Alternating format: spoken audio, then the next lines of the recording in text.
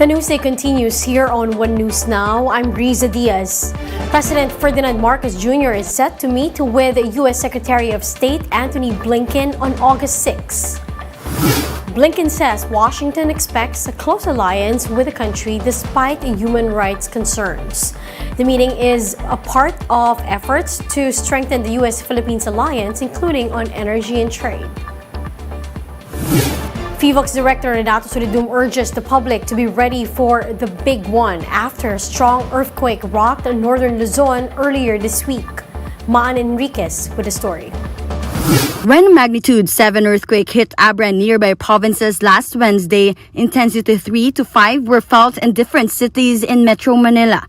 PHIVOLCS Director Renato Solidum warns if the same magnitude hits the NCR, thousands will die. Solidum says that the West Valley Fault, which traverses various parts of Metro Manila and surrounding provinces, moves every 400 to 600 years. It last moved back in 1600s. So the question now is, when will the big one occur and are we ready for this? Gumagalaw talaga yung fault na yan. Nangyari na yung 4 na malalaki. Ang question talaga is, when will this happen? So kailangan natin paghandaan ito.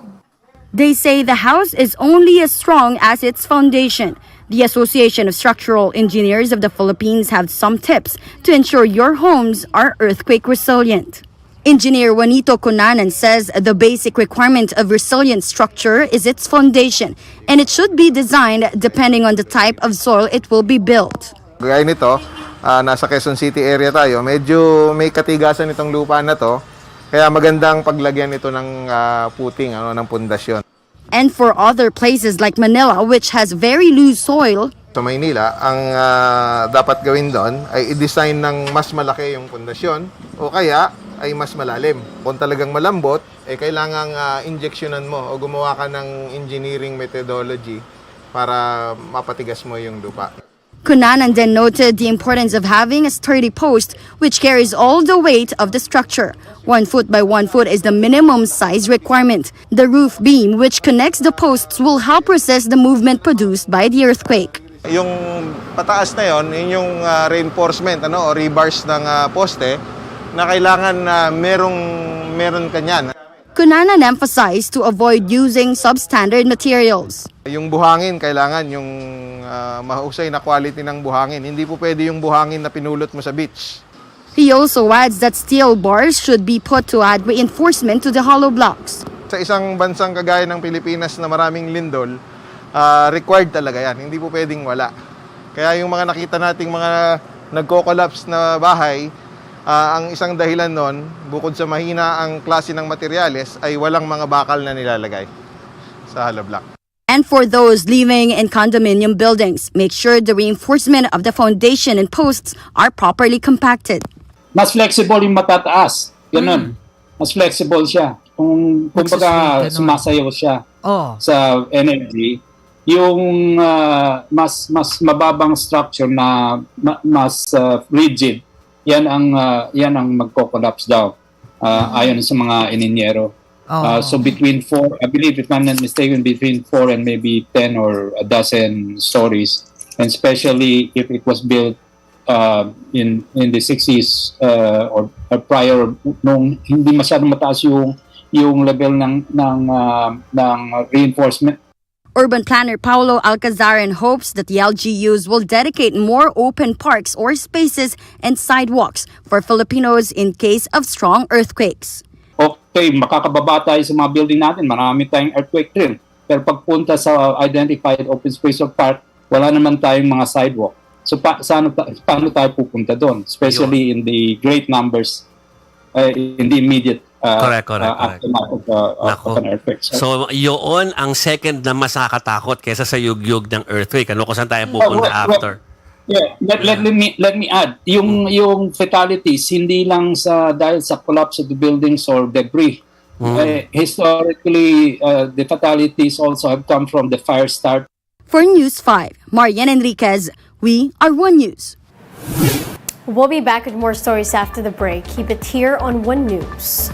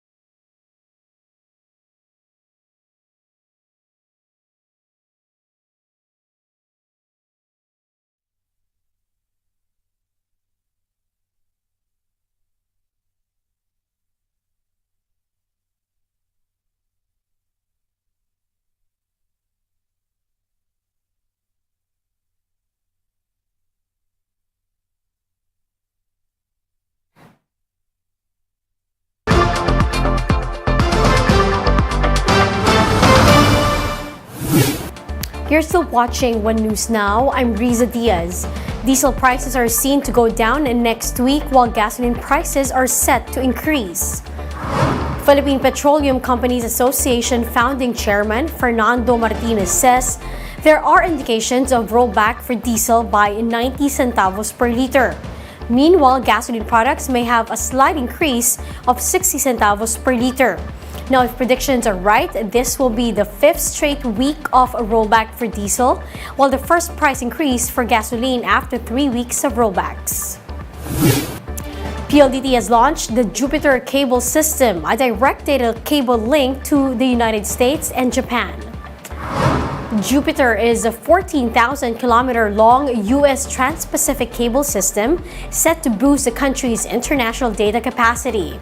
The cable system will serve as the country's international gateway, directly linking PLDT's cable landing station in Daet, Camarines Norte, to Japan and the U.S. West Coast.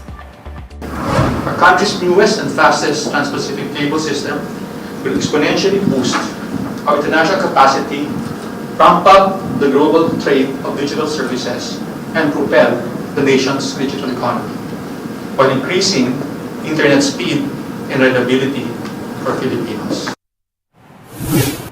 And those are the top stories of the hour. Join us later at 1:13 in the afternoon as we continue to monitor the day's biggest stories. You can also catch One News on Signal Play app.